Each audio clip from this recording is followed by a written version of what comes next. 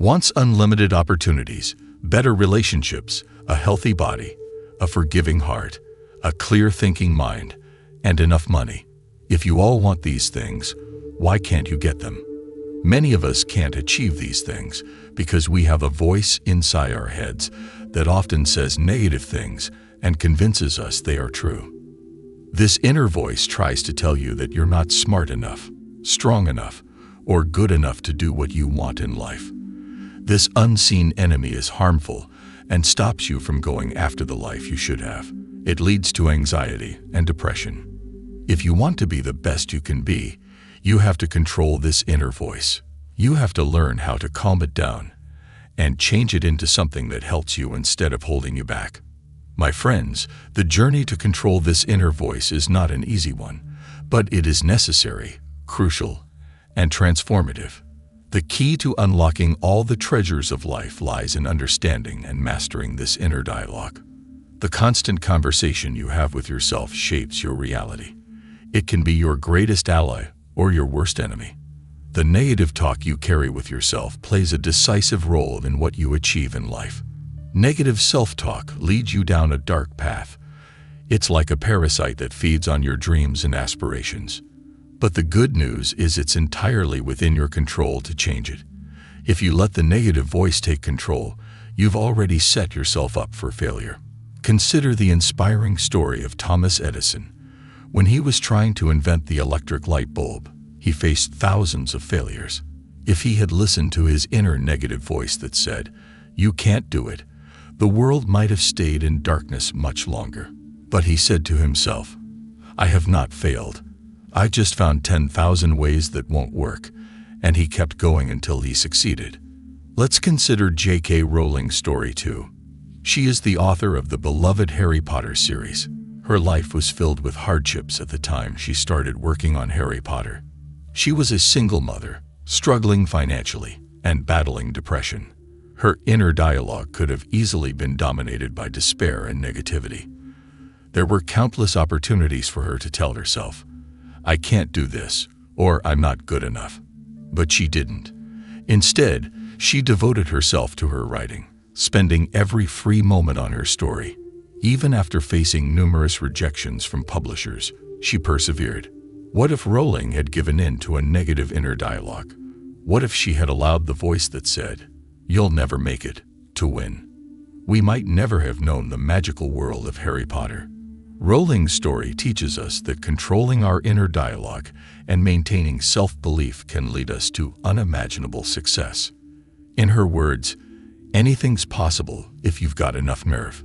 If you control your inner dialogue, if you tell yourself you can, even when the world seems to say you can't, there's no limit to what you can achieve. Let's understand the types of negative self-talk and learn how to overcome them. Filtering.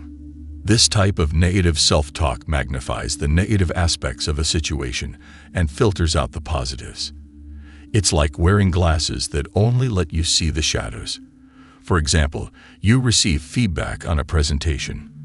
Though 9 out of 10 comments were positive, you focused solely on the one negative remark, thinking your presentation was terrible. Recognize the good in every situation, no matter how small. Personalizing. When something goes wrong, do you automatically blame yourself? Personalizing is when you attribute external events to your perceived failings. For instance, a group project at work falls behind schedule. You instantly blame yourself, thinking that it's entirely your fault, even though multiple factors contributed to the delay. Realize that not everything is under your control. Catastrophizing. Catastrophizing is expecting the worst to happen. It's looking at the future through a lens of doom and gloom. For example, if you miss a payment on a minor bill, you immediately think that your credit score will be ruined and you will never be able to buy a house. Prepare for the worst, but hope for the best. Your thoughts shape your reality. Make them inspiring. Polarizing. You either see things as perfect or horrible. For example, you attempt a new recipe, and it doesn't turn out exactly right. You conclude that you're terrible at cooking and will never be able to prepare a good meal. Understand that life is a spectrum. There are lessons in failure, and there is room for growth and success. Next time you catch yourself talking negatively to yourself, ask yourself, 1. Am I filtering the positive out of this issue? 2. Am I blaming myself for something that I have no control over? 3. Am I expecting the worst of this? 4. Am I seeing things as black and white? If you answered yes to any of these questions, take a step back and consider what you can do to turn your thinking from negative to positive. Listen to your inner voice. What is it saying? Is it positive, uplifting, and encouraging? Or is it filled with doubts, fears, and insecurities? Write these thoughts down. Acknowledge them. Don't run from them. This is the starting point. Challenge negative thoughts. They're not facts. They are mere opinions shaped by past experiences and fears. Challenge them. For every negative thought, write down a positive counterthought. Replace I can't with I can and I will. Mia Yamanouchi once said, "The way you choose to think and speak about yourself is a choice." You may have spent your whole life talking about yourself in a negative way, but that doesn't mean you have to continue that path. Don't tell yourself anything you wouldn't say to your best friend. We often say mean things to ourselves that aren't fair or true. If you don't get a promotion, be kind to yourself. If you forget to take your car key, be nice to yourself. We all make mistakes. We are all imperfect, and we all have bad days, but it does not make us bad people. If your friends call off a dinner plan, don't think it's because nobody wants to be with you. Don't take everything personally. Start seeing things in the right way. Your friends cancel dinner because they're busy, not because of anything to do with you. Be kind to yourself and stop personalizing everything.